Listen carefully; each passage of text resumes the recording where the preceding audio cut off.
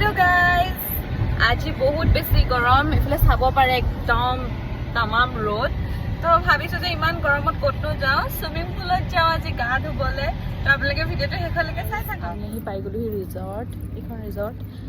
এতিয়া অলপ ফটোটো উঠো তাৰপিছত যাম আমি ইফালে পুল এৰিয়া বেকগ্ৰাউণ্ডত যিমান গছ দেখিছে এইখিনিতো বহুত কমে বহুতখিনি মানে ক'বলৈ গ'লে এখন পাহাৰে আছে ৰাবাৰৰ গছ এইখিনি চব ৰাবাৰৰ গছ মই আপোনালোকক ভালকৈ ৰাবাৰৰ গছ হয় আৰু ইয়াত দেখিছে এনেকৈ কাটি কাটি থৈ দিছে এইটো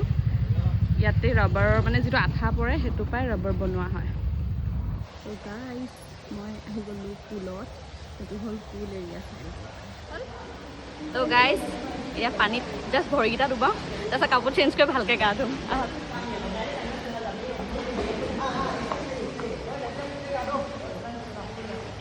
পানীটো ঠাণ্ডা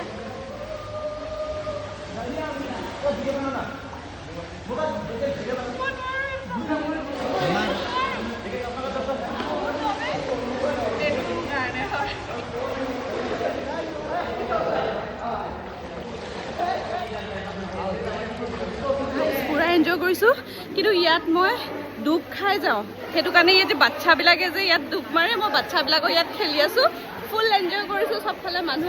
হৈ গ'ল গা ধুই সেইফালে ধুই আছে কিন্তু ইমানেই ঠাণ্ডা লাগিলে মই নোৱাৰিলোঁ আৰু ইয়াত বৰ বেছি গৰম নহয় কাৰণ চবফালে চাব পাৰে অকল ৰাবাৰৰ গছ তো মোৰ গা ধুই হৈ গ'ল বহুত বেছি ঠাণ্ডা লাগিলে এতিয়া চেঞ্জ কৰি মেলি যাব লৈছোঁ আকৌ বহুত এনজয় কৰিলোঁ শেষত এতিয়া পেট পূজা টাইম আহি গ'ল